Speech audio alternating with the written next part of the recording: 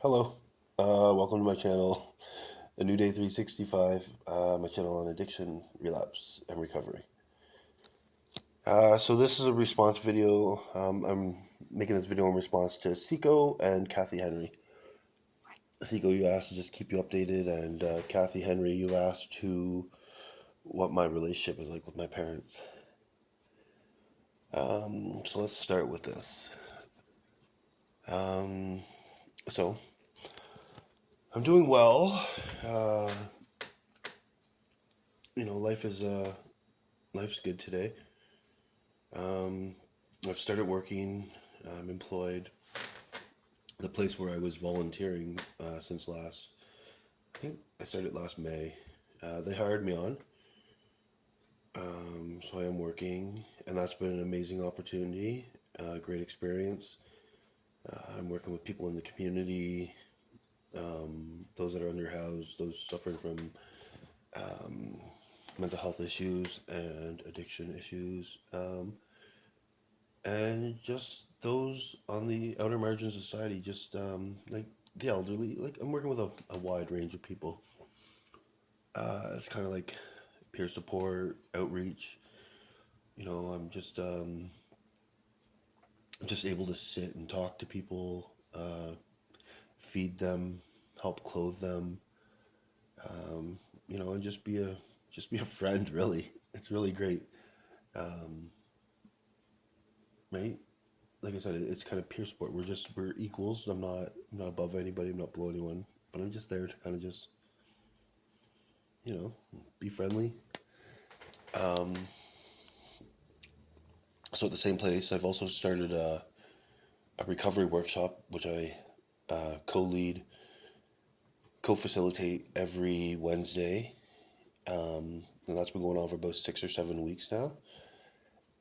And it's been successful in its own way. We have a turnout of we average about 3 people every week. One person is definitely a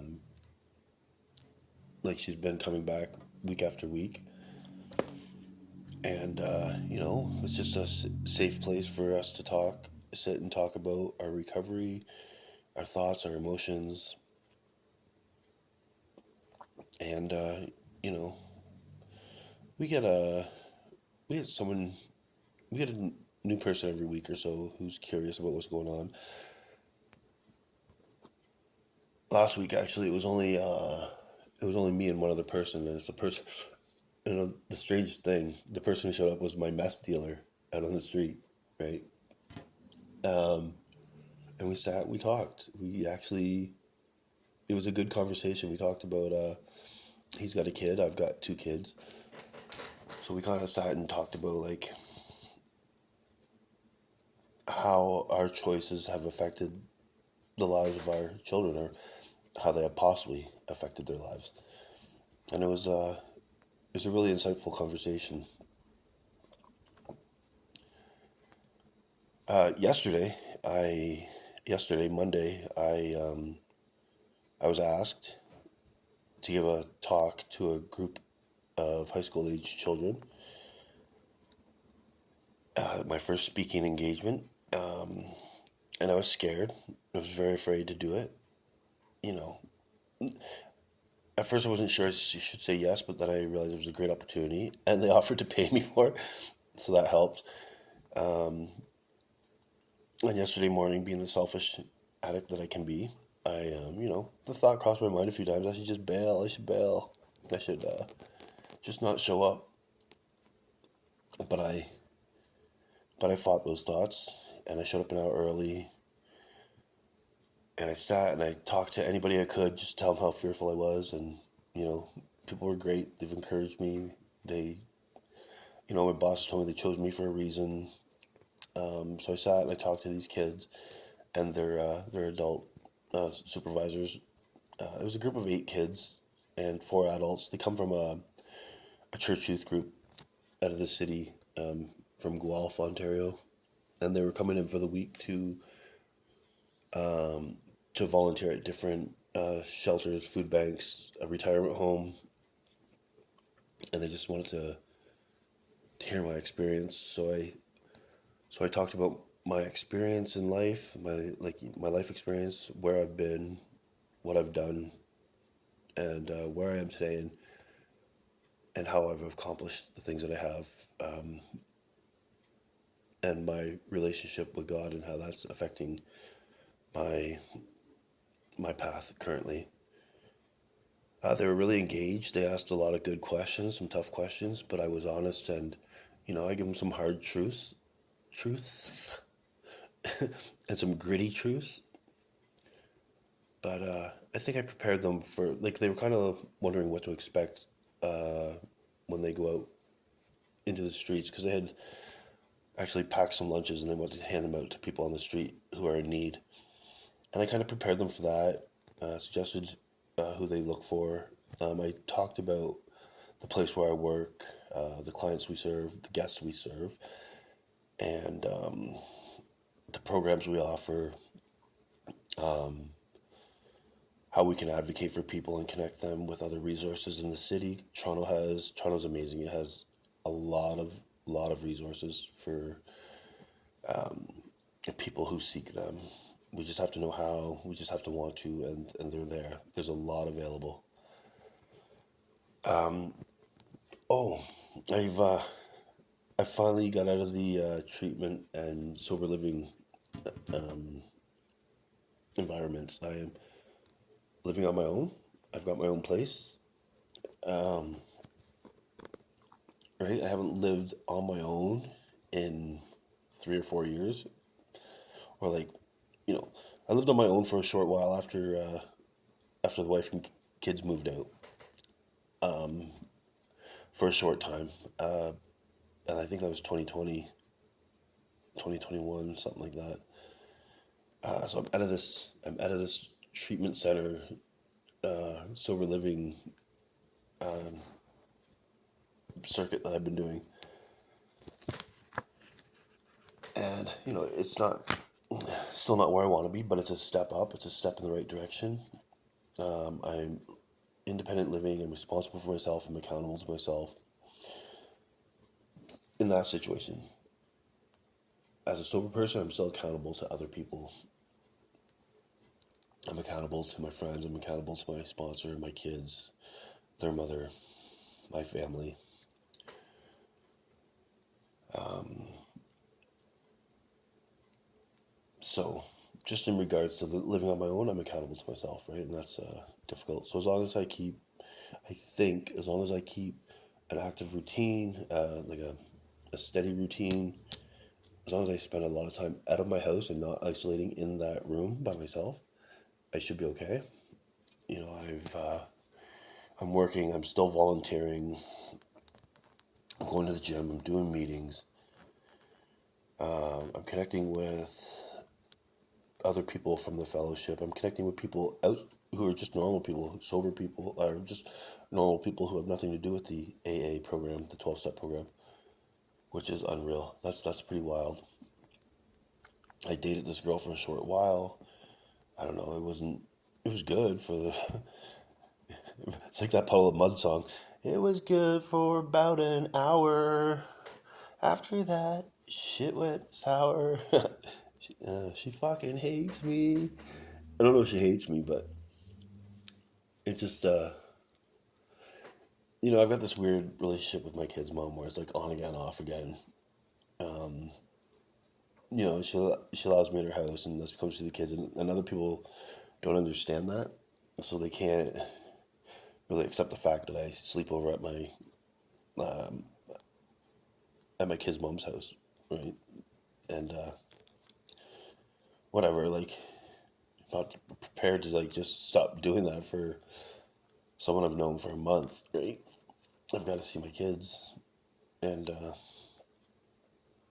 yeah, that's that. I'm actually here at their house right now in London. It's March break here in Ontario, so the kids are off school for the week, and we're gonna take a little trip over to Michigan. We're gonna stay in the U.S. for a couple nights, Frankenmuth, Michigan, um, and then come back to Ontario on Thursday. And then Friday they're gonna get a hotel in Toronto, and I'll spend the weekend with them there. Um, yeah, so it's pretty cool. I like being with my kids. It's not often, like once a year, somebody gets to spend a whole week with them, so it's good. It's uh, it's good to spend time with them. They just make fun of me, my kids. They call me fat, bald, ugly, and gay. Whatever. Um, okay, and Kathy, you've asked about my relationship with my parents. So I grew up with my father. He raised me as a single dad. So my relationship with him's pretty good. Like we're pretty, he's a quiet man. He doesn't talk a lot, whatever. But he's always there for me. If ever I needed him, he would do almost anything for me. He won't drive to Toronto. He's not a. He doesn't like the big city. He doesn't know his way around, things like this. So he sticks to what he knows. If I ever needed money, he would give it to me in a second. Most times when I come to London to visit my kids, he's here. We go bowling. We do something. I don't always make him pay. Now that I have money, I try to take care of that shit. But you know, but he's my daddy, right? And I'm his boy, I think. So he doesn't mind just doing that shit for me. My mother, on the other hand, I never was real close with my mom. Uh, she tried. She tried. When my parents first split when I was little, I lived with her for a year or two, but even at that age, I was having none of it. I wanted to live with my dad, and I fought until she let me go. Over the years, like I've always loved my mom. Over the years, I used to like go spend the weekend at her house, things like this. But there was never like a real motherly childly bond between us, for whatever reason.